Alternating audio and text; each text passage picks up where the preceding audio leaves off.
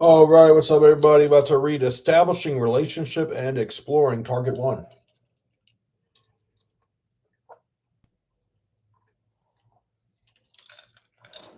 All right. Establishing Relationship and Exploring.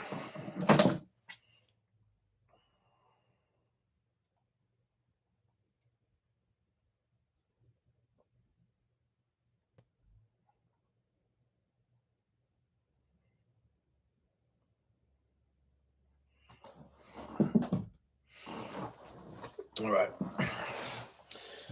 Target One, Establishing Relationship and Exploring. Target One is all about building foundations and creating a solid base on which the counseling relationship can develop. Target One involves using the related micro skills to build the relationship with the counselee. This is the main task of the early phase of counseling. Consider your own life experiences and the people with whom you have chosen to confide over the years. Whether consciously or unconsciously, we rarely sit down with a stranger and reveal our deepest and darkest secrets before testing the waters to see whether we feel safe, heard, and understood. Just because you may hold a formal position as quote unquote counselor does not mean that you are or should be automatically endowed with trust by the counselee. No matter the context or the prior relationship, all counselors must earn the honor of hearing the depths of another story for each individual counselee and earn the privilege of speaking to another story. I don't like this entirely or fully because you know what? Some people put this on the gospel. Some people say, "Oh, you got to earn the right to share the gospel with someone." No, not always. Maybe sometimes, but you can't do a blanket statement here, and I can't stand people that do the blanket statement. I can't stand. We have to earn the honor of hearing the depths of another story. Not always. Sometimes people just need. They're ready.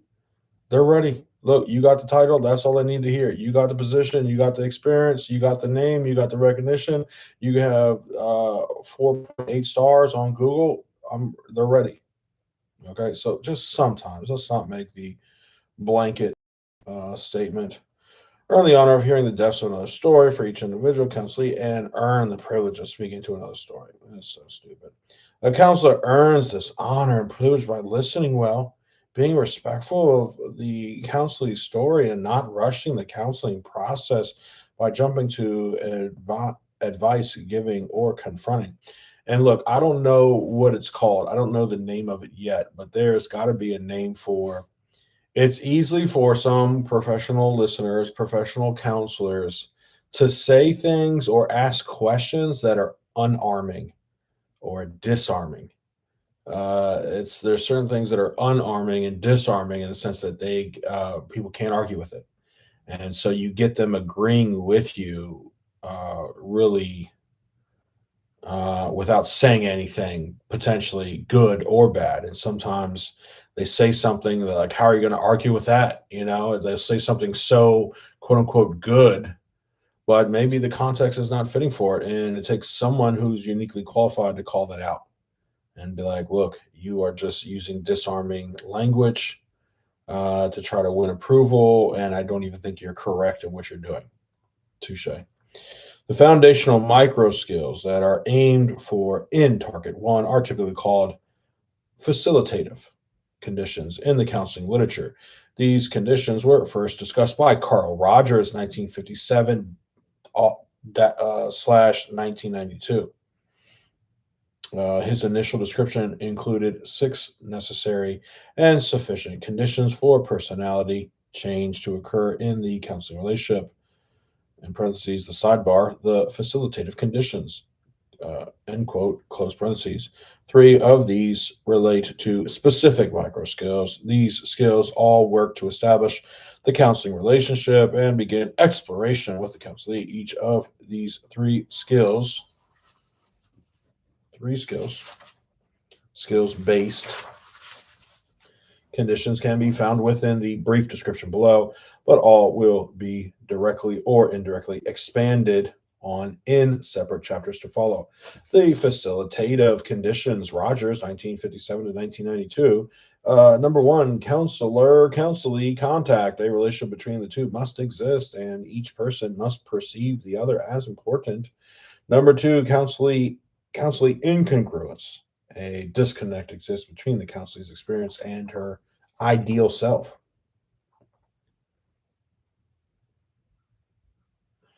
Number three, counselor's congruence or genuineness. The counselor is congruent within the relationship. The counselor is deeply involved himself, is not quote unquote acting as if he cares, and can draw on his own experiences, self disclosure, to facilitate the relationship. Number four, counselor unconditional positive regard, UPR. The counselor accepts the counselee without judgment, disapproval, or approval. This facilitates increased self regard in the counselee as she can begin to become aware of experiences in which her view of self worth was distorted by others.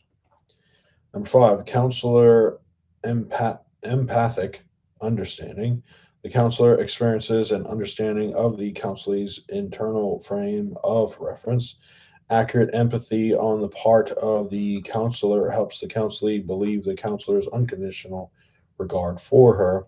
And number six, counselee perception of empathic understanding. The counselee perceives to at least a minimal degree the counselor's UPR and empathic understanding.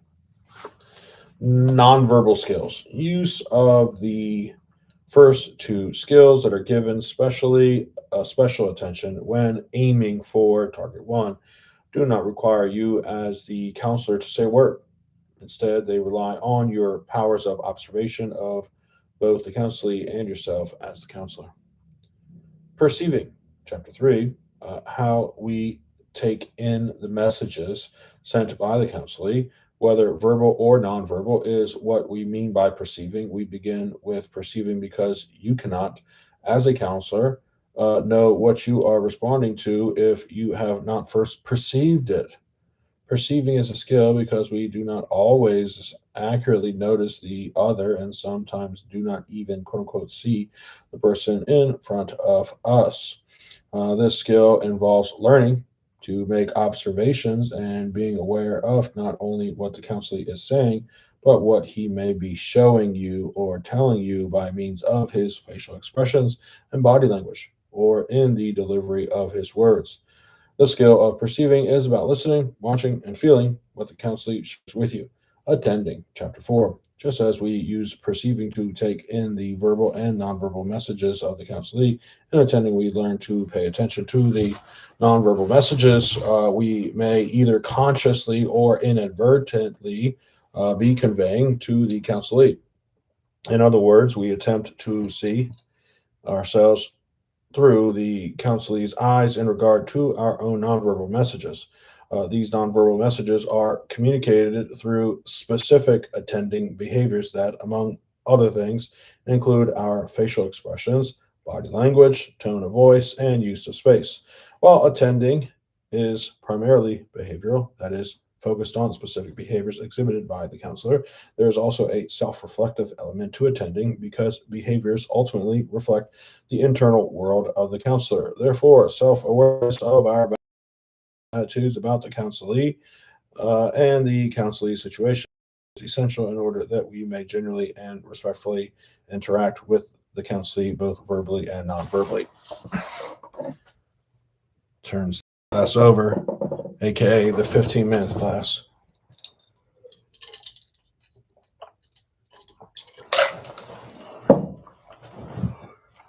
Reflecting skills. The purpose of the target one reflecting skills is to allow you as the counselor to gather all the information that is needed in order to understand the counselee's situation from the counselee's perspective. These skills elicit from the counselee information enabling them to, quote, put their cards on the table, end quote. This helps with the exploration aspect of target one, the process of exploring the second focus, of target one is built on three key reflecting skills: reflecting content, reflecting feeling, and empathic reflection. These are called reflecting skills because the words of the counselor function like a mirror, reflecting back to the counselee what was said without adding to, subtracting from, or interpreting the counselee's message. I disagree with that because that is the process of interpretation. You reflecting back. These are called reflecting skills because the words of the counselor function like a mirror, reflecting. But you're not a mirror, so therefore you're interpreting the best you can, reflecting back to the counselee what was said without adding to, subtracting from, or interpreting the counseee's message. I mean, I guess you should say the book should say overly interpreting. Because I mean, no matter what, you're not saying verbatim what they said. You're not saying verbatim. You're not saying that I know of, at least in my little session. With reflecting skills, we are still in the early phase of counseling at the top of the hourglass, the widest and most general part of a counseling story. Each reflecting skill will help move us further down into that hourglass. Reflecting content is the most impersonal and surface level reflection, as it is focused solely on the facts of the counseling story. Feelings, Reflecting feeling moves a step further into the hourglass, engaging the surface emotions of the counseling story. Empathic reflection then connects the counselor's feelings with the content of her story, going a step further into the hourglass. If target one skills have been used well, the counselor and the counselee should have a pretty good sense of what the focus of the counseling conversation and relationship is going to be. In terms of the counseling process, at this point, the early phase of counseling will be drawing to a close, and the counselee and counselor will be moving into the middle phase. Each reflecting skill is unique and important in its own way and serves a critical purpose in the counseling process. You are likely to find that you have a natural preference or aptitude toward one of these reflecting skills and may therefore turns the page. Page 58. Struggle with another. That is completely normal and can often help inform you of the theoretical orientation and approach to change strategies that you are most likely to employ when working with counselees. Nevertheless, every counselor must work on developing increased facility and aptitude with each reflecting skill in order to truly serve and benefit his counselees. Reflecting content, chapter 5. Reflecting content is the first of three reflecting skills that you will be specifically aiming for in target one. In reflecting content, the counselor is listening for the facts of the counselee story and summarizing them back to the counselee. In this way, the counselor assures the counselee that the facts or content of her story are understood. That takes interpretation. Sorry, book. Reflecting Feeling, Chapter 6. Reflecting Feeling, Chapter 6. The micro scale of reflecting feeling involves going deeper into the counselee story and hearing the emotional messages that the counselee is directly or indirectly communicating. Empathic Reflection, Chapter 7.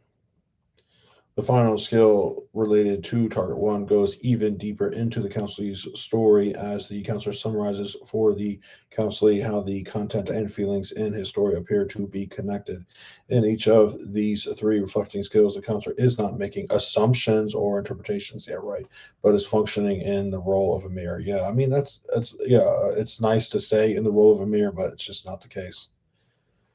It's just not the case. Using the micro skills, like I mean, you look in a mirror, there is no ambiguous unless there's smears and dirt on the mirror or the mirror's broken.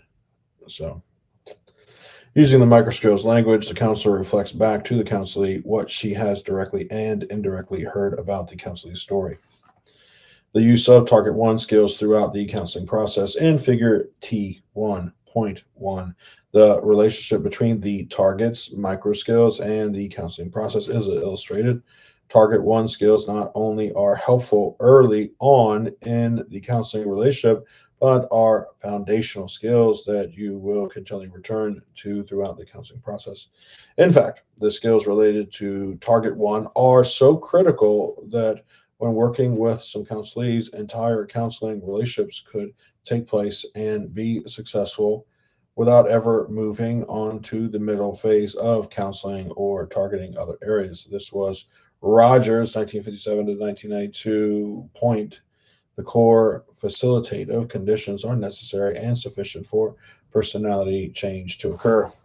For counseling relationships that do move into other phases, mastery of target one skills is critical in order to have earned the honor and privilege of going deeper with the counselee and appropriately using the skills related to targets 2, 3, and 4. If target 1 is not mastered before going on to other target areas, it is possible that harm may actually be done to the counselee and the counseling relationship. All right, you start off exploring. Basically, third base would look like exploring, even though it's not, they don't do the bases here, but that side of the diamond. Second base is growing. First base is consolidating. Deepening is home. But they basically, you would start running at third base. Some would go north to second base to growing. Some would go south to deepening. Appreciating the sacred is deepening, going up by growing using the relational system of exploring, perceiving, clarifying, attending. And then you exit at base 1, consolidating, using metaphor, using here and now, and confronting. And then in the middle, you have these circles. You have intuitive empathy in the very middle. It's like a bullseye. Then the next layer is empathic reflection. The next layer, reflecting feeling, and the next one, reflecting content. Superb. Chapter 3, what do you notice? What do you notice? It says, what do you notice? Proverbs 27:19. As water reflects the face, so one's life reflects the heart. This is perceiving purpose to develop the counselor's ability to take in the nonverbal communication of the counselee, forming the I notice blank about this counselee. In the middle of a tension filled, what up, Joshua Davis? What up, bro? In the middle of a tension filled conversation with her father, a teenaged daughter asked, Dad, why are you so angry? In response, he yells back with teeth clenched, face red, and brow knotted, I am not angry. So weird. Which message do you think the daughter will believe, her father's words, which belie feelings of anger, or his tone of voice and facial expressions, which communicate the exact opposite? Think about a conversation in which you notice a discrepancy between what someone said verbally and what he or she communicated non-verbally. What was the result? Write down your response. Can you remember a situation where someone you were talking to pointed out a discrepancy between the words you spoke and what your tone of voice and body language conveyed? Were you able to admit to your true feelings? Write down your response. How have you been? Oh, I've been doing good, bro. Been doing good, man. Just back in school, back in seminary, doing grad school, trying to get a master's degree, reading these big books, blah, blah, blah, counseling. It's cool. Xander's doing good. He's playing soccer down at Chapel Park in Hammond, east side of Hammond. Got games on Saturdays, practice Tuesday and Thursday, so it's fun. Kicking the ball, playing soccer nowadays. I'm glad the weather's warmed up. Glad it's in the 70s now. I didn't care for the 20s. What about you, Josh? I did not care for the 28 and the 26, Unless there's snow and I got a snowboard strapped to my feet. Not interested. Page 62 is what I'm on right now. How you been doing, buddy? Now that you have spent some time in chapter 2 reflecting on who God has made you to be and are beginning to get a sense as to the type of instrument you might be in the counseling process, it is time to begin focusing more on the specific micro skills needed in this journey. Perceiving is the first micro skill needed within the counseling process. Perceiving is the skill of accurately understanding the overt and covert messages sent by the counselee without judging, distorting, or over interpreting those messages, while perceiving involves picking up both nonverbal and verbal communication. See, they use the word picking up, but that actually means translating. Interpreting, while interpreting both nonverbal and verbal communication, we will see that's silly. These people caught them. We will focus on nonverbal communication in this chapter because future chapters zero in on accurately perceiving what specific words mean. A hallmark study conducted by Merabian, 1971, found that words account for only 7% of the messages people receive from others, while voice accounts for 38% and facial expressions contribute to a whopping 55%. In light of these findings, it is important for counselors to hone their ability to accurately perceive the nonverbal messages of their counselees. This is the last paragraph of this portion. This chapter will explore the communication process and the four core elements involved that contribute to not just what is said, but how it is received and perceived. Awareness of how this process works will contribute to the counselor's ability to perceive not just the spoken messages of the counselee, but the unspoken messages as well, and to avoid inaccurate perceptions. What I'm sorry to say is you're interpreting. Your perception is your interpretation of something. Next, we will look at various avenues by which nonverbal communication is shared and how to identify the underlying request or need being expressed in the counselee's message. Let's start going. This ability to take in the unspoken or nonverbal message being sent by the counselee provides a foundational skill on which every other microscope will build. Avoiding inaccurate interpretations. Sorry. They don't want to use the word interpret, but they're using synonyms.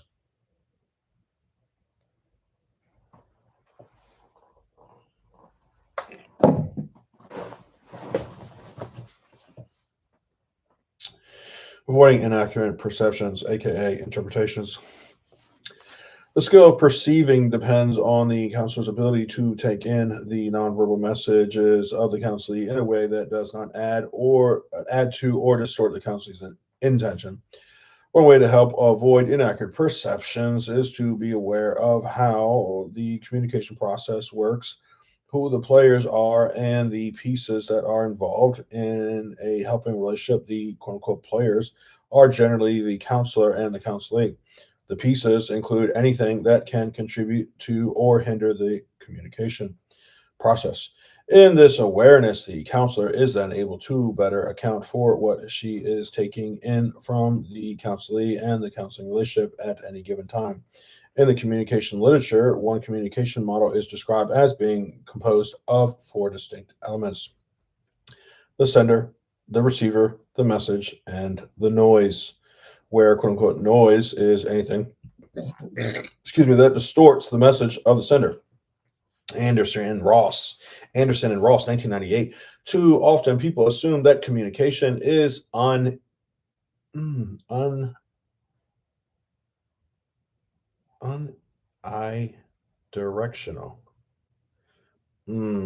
Unidirectional. So sorry.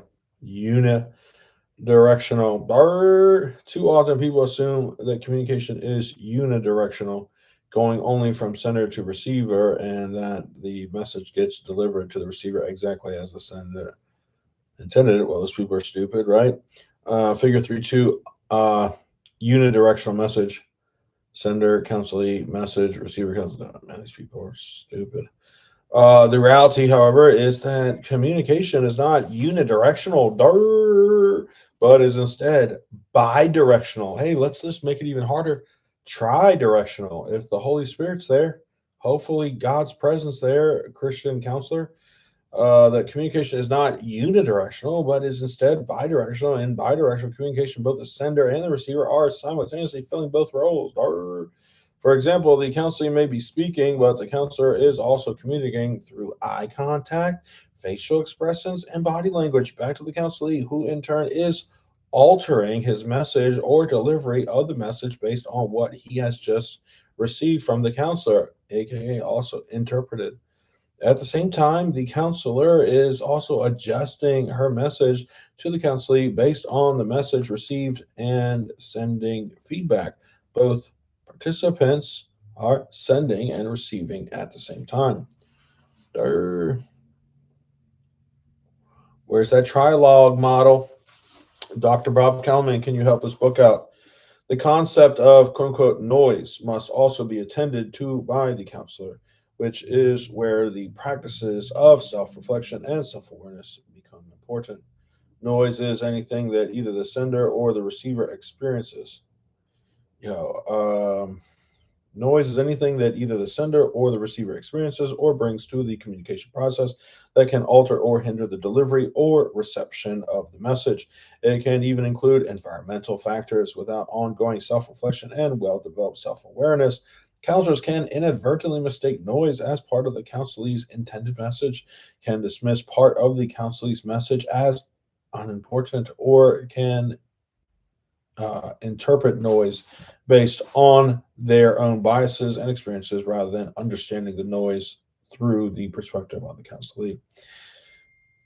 Anytime you have had a conversation with someone where one of you said, "Wait, that's not how I meant it," noise was involved, altering the sending and or the receiving of the message. It is the counselor's job to be aware of these potential barriers to the communication process and to adapt whenever possible. Take the following example. I, Elizabeth, was working with Lindsay, no, an adolescent counselee who had come out of severe abuse, and on top of that, had some social delays.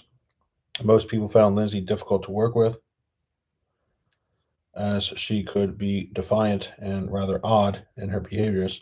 After our first couple of meetings, I realized that there was something about me deep inside as I reflected on all the quirks in Lindsay's presentation, her rolling her eyes, her inconsistent eye contact, her disheveled way of dressing, and her over dramatic physical movements. It suddenly hit me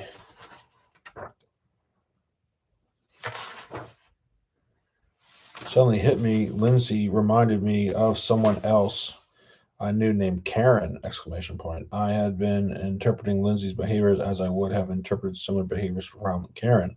In reality, Karen and Lindsay both had some social delays and some odd behaviors, but the reasons for them were vastly different in each girl. Excuse me, the noise in my head meant that I was jumping to conclusions and imposing my thoughts and feelings about Karen onto Lindsay. Is that transference stuff, huh? Countertransference. When coming from Karen, the behaviors that I perceived were often signs of laziness, defiance, and an unwillingness to take responsibility for herself. Conversely, in Lindsay, those same behaviors were indicators of her trauma, and they spoke to her level of woundedness, fear, and loneliness in life.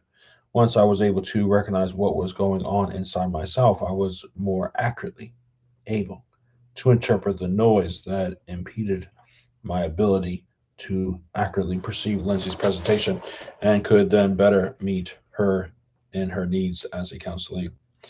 Noise can be mental, including thoughts about other people and events, or worry and expectations regarding the upcoming counseling conversation. Noise can also be emotional. For the counselor, emotional noise would include feelings about the counselee for good or bad, feelings about the counseling process, feelings about people or events outside the counseling room, or feelings you have about yourself. Mental and emotional noise on the counselor's part have similarities to the psychodynamic concept of countertransference that we referred to in chapter 2. Elizabeth's initial response to her counselee, Lindsay, was an example of countertransference.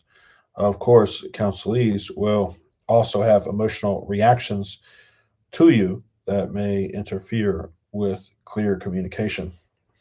Noise can also be physical, including both environment and your own physical condition. Environmental noise includes things such as room temperature, seating, lighting, and literal noises, while your physical condition includes things such as being hungry, tired, sick, or in physical discomfort or pain. Sender, counselee, message, feedback, there's some clouds, receiver, counselee, clouding of the bi-directional message and feedback. Yo, I gotta go grab a drink.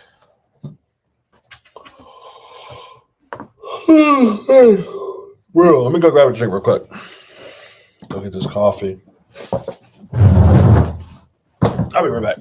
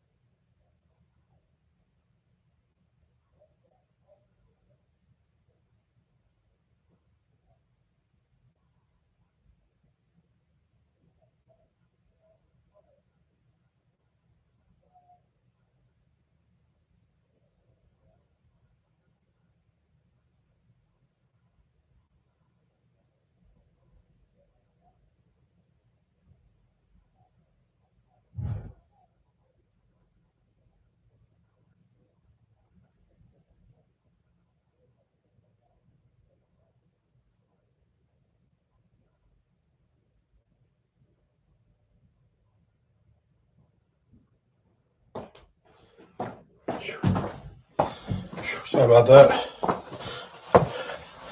Oh, come on there. Sorry about that.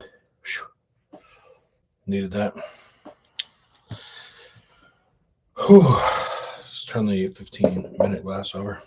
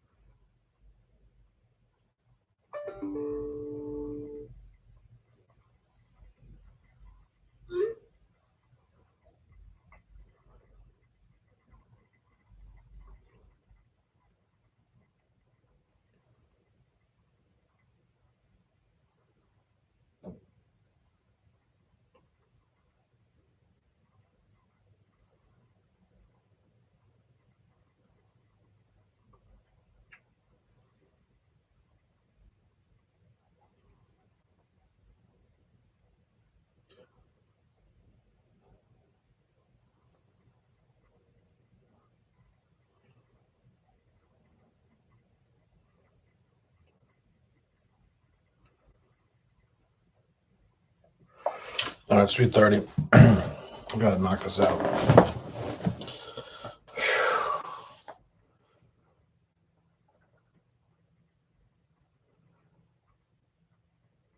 All right. We have found it helpful for students to take 30 seconds to 5 minutes prior to entering a counseling situation to quote unquote check in themselves, making note of the things that may add noise to the conversation so that they can eliminate all of the noise that they possibly can in an attempt to create an environment where the counseling can be heard and understood with as much clarity and purity as possible.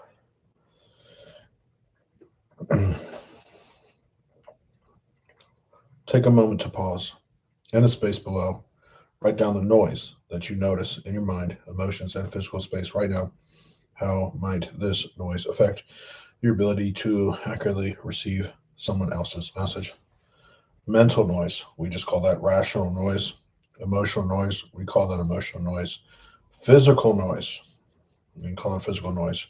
Possible impact on communication.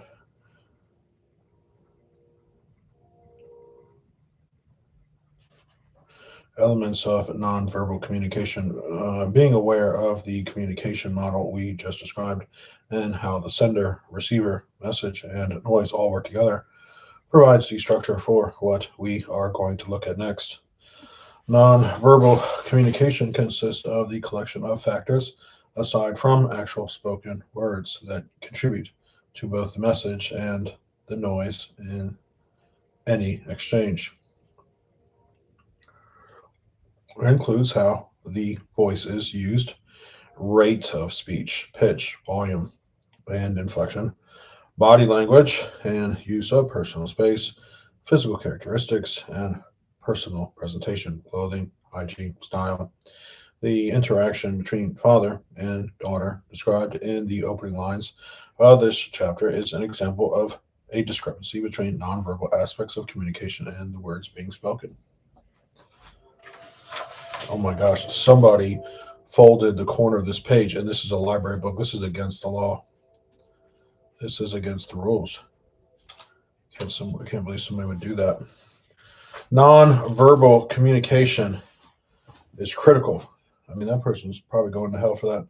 Nonverbal communication is critical to the counseling process because it gives insight into the unconscious of the counselee. It also serves to either challenge or validate the verbal messages that the counselee may send.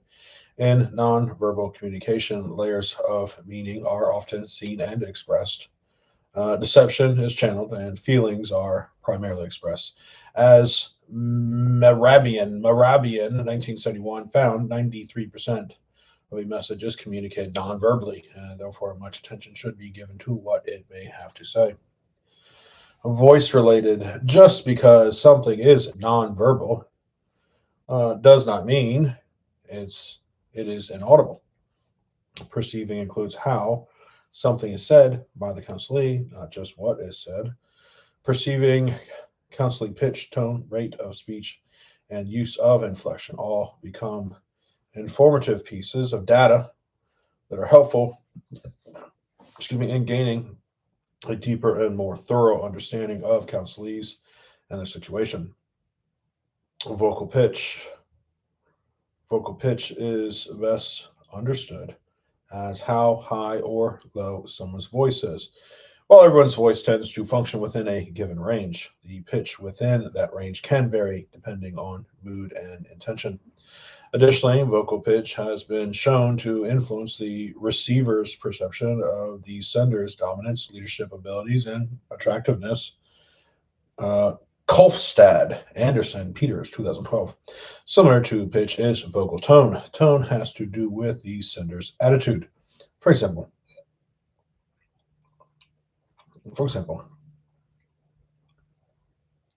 someone may speak in a formal tone or a playful tone.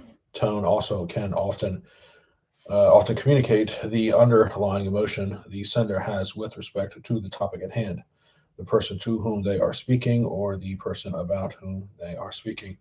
Rate, rate, rate of speech has to do with how quickly someone speaks.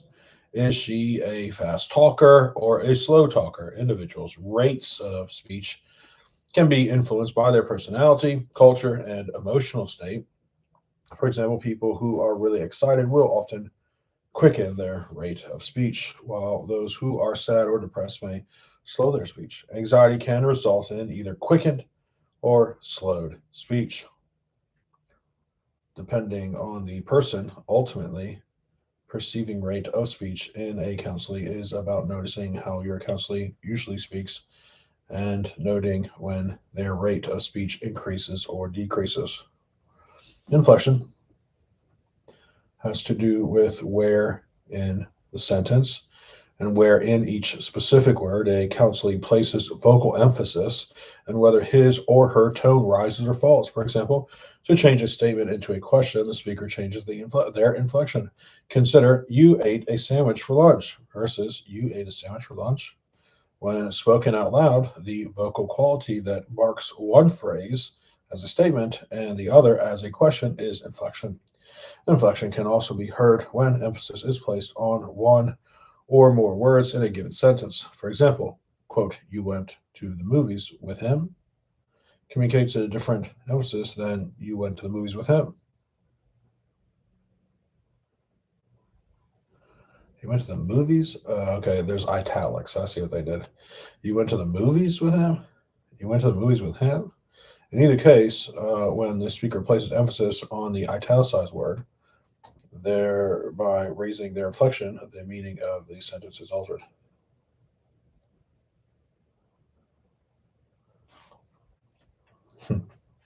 Weirdos. Body related. Body related. The skill of perceiving also includes the ability to observe and accurately interpret the way counselor uses or presents his body. This can include his use of physical space as well as all autonomic responses. Okay, now I have to do.